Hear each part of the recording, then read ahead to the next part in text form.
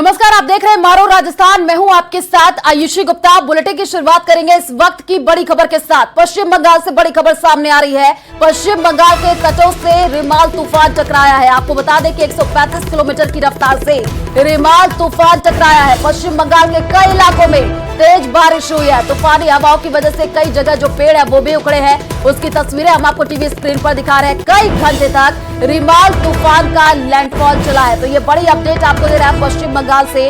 आपको बता दें कि एक ओर जहां उत्तर भारत में भीषण गर्मी से लोग जूझ रहे हैं, वहीं दूसरी ओर बंगाल की खाड़ी से शुरू हुआ रिमाल तूफान देर रात पश्चिम बंगाल के तटों से टकरा गया। मौसम विभाग के मुताबिक रिमाल तूफान पश्चिम बंगाल के तटों से उत्तर की तरफ बढ़ रहा है, लेकिन जैसे जैसे वो आगे बढ़ रहा है उसकी स्पीड कम होती जा रही है।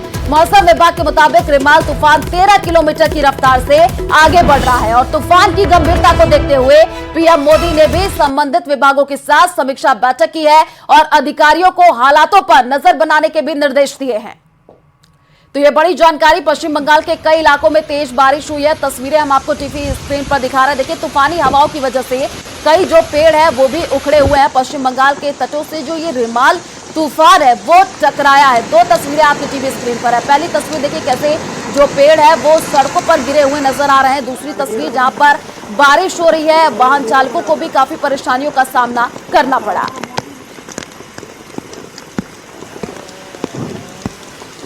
तो पश्चिम बंगाल के चक्रवात तूफान रिमाल के टकराने की घटना पर केंद्रीय गृह मंत्रालय नजर बनाए हुए है। अमित शाह ने सोशल मीडिया प्लेटफॉर्म एक्स पर लिखा, चक्रवात रिमाल लैंडफॉल को लेकर के संबंधित अधिकारियों से बातचीत की है। जिन इलाकों में चक्रवात का असर हो सकता है वहां एनडीआरएफ की तैनाती की गई है। साथ ही तटीय इलाकों से लोगों को सुरक्षित क्षेत्रों में पहुंचाया जा रहा है। साथ ही उन्होंने ये भी लिखा, मोदी सरकार आपदाओं में न्यूनतम जनहानि के लक्ष्य को हासिल करने के लिए प्रतिबद्ध है। जो ट्वीट किया गया है गृह मंत्री अमित शाह की तरफ से वो हम आपको टीवी स्क्रीन पर दिखा रहे हैं। आपको बता दें कि पश्चिम बंगाल के तटों से जो रिमाल तूफान है वो देखिए टकराया है और उसके बाद से अब कड़े निर्देश अधिकारियों को दे दिए गए हैं। एनडीआरएफ एसडीआरएफ की टीमें भी तैनात की गई है।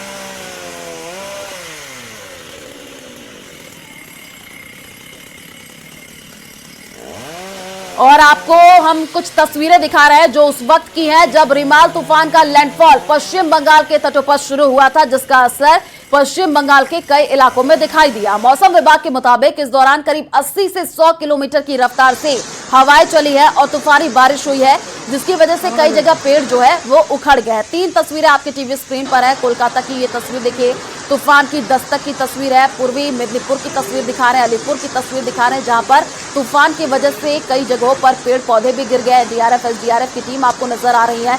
सड़कों पर वाहन चालकों को भी काफी परेशानी हुई क्योंकि पेड़ गिरे हुए थे।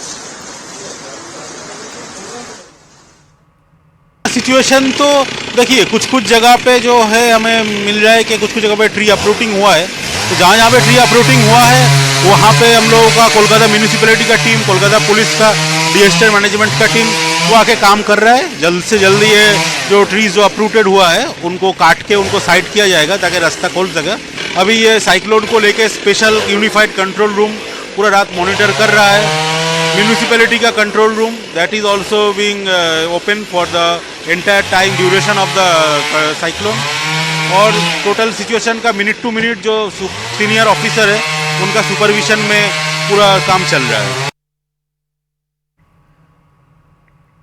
और चलिए रुक करते हैं अगली खबर की ओर। दिल्ली में अगले 3 दिनों तक भीषण गर्मी और गर्म हवाओं का सिलसिला जारी रहेगा। मौसम विभाग ने अगले 3 दिनों के लिए गर्मी का रेड अलर्ट जारी किया है।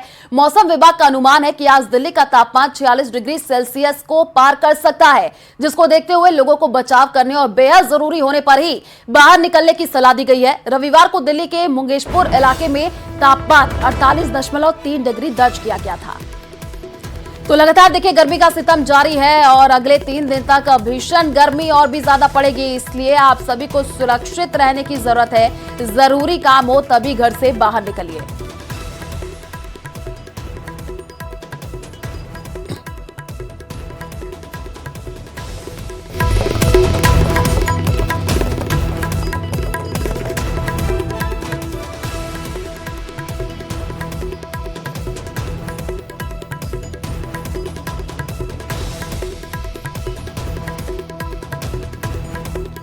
तो लगातार मौसम विभाग ने रेड अलर्ट जारी किया है, कई जगहों पर ऑरेंज अलर्ट भी जारी कर दिया है क्योंकि गर्मी का सितम दिन पर दिन बढ़ता ही जा रहा है और अगले 3 दिन तक और भी ज्यादा भीषण गर्मी पड़ेगी। आपको बता दें कि लोगों को काफी परेशानी हो रही है क्योंकि गर्मी ज्यादा तेज पड़ रही है। जब दोपहर में लोग निकल रहे हैं तो नौतपा का असर है, दूसरी तरफ गर्मी की वजह से लोग परेशान हो रहे हैं। और चलिए रुक करते हैं अगली खबर की ओर। भीषण गर्मी के बीच सियासी पारा भी हाई है। वहीं लोकसभा के परिणाम से पहले एक बार फिर विपक्ष ने ईवीएम पर सवाल उठाना शुरू कर दिया है। पूर्व केंद्रीय मंत्री कपिल सिब्बल का यह दावा है कि दुनिया की ऐसी कोई मशीन नहीं है जिससे छेड़छाड़ नहीं हो सकती है। कांग्रेस सिब्बल के इस दावे का समर्थन कर रही है तो दूसरी तरफ बीजेपी ने ईवीएम पर उठ रहे सवाल को दुर्भाग्यपूर्ण बताया है। देखिए रिपोर्ट। दुनिया में कोई ऐसी मशीन नहीं है that cannot be tampered.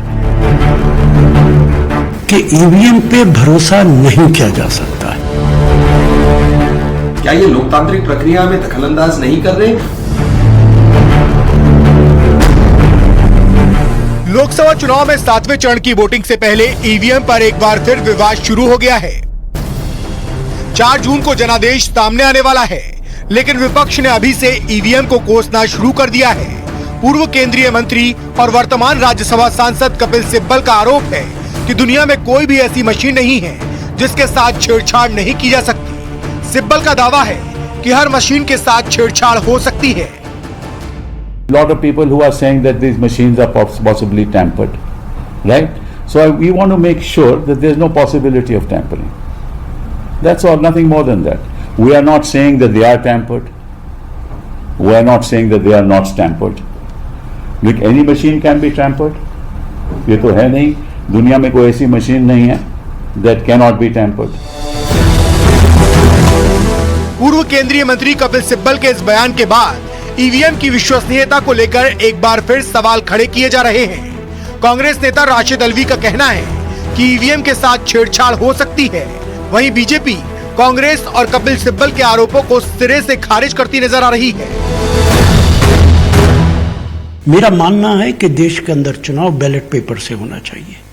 EVM नाकाबिले भरोसा है, टेम्पर्ड किया जा सकता है, उसकी बहुत सारी मिसालें मौजूद हैं। ईवीएम के जरिए दुनिया के अंदर कहीं चुनाव नहीं होता, ना अमेरिका के अंदर होता है, ना इंग्लैंड में होता है, ना जापान में होता है।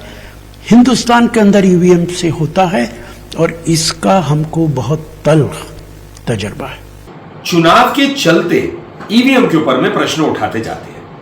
ये कहना कि हम प्रश्न नहीं उठा रहे लेकिन मशीन में गड़बड़ हो सकती है, ये तो प्रश्न उठाना ही है। यही नेता कोर्ट के सामने भी जाते हैं, कोर्ट ने आज तक इन बातों को स्वीकारा नहीं। यही नेता ईवीएम के माध्यम से जो चुनाव होते हैं उससे चुने जाते, जीतते भी हैं, तब ईवीएम को गलत नहीं मानते। तो इस प्रकार के प्रश्न उठाकर चाहे इस रूप से या दूसरे रूप से, क्या ये लोकतांत्रिक प्रक्रिया में दखलंदाज नहीं कर रहे? ईवीएम की विश्वसनीयता पर सवाल खड़े करने का यह पहला मामला नहीं है। इससे पहले भी विपक्ष कई बार ईवीएम को कटघरे में खड़ा कर चुका है और सुप्रीम कोर्ट तक का दरवाजा खटखटा चुका है।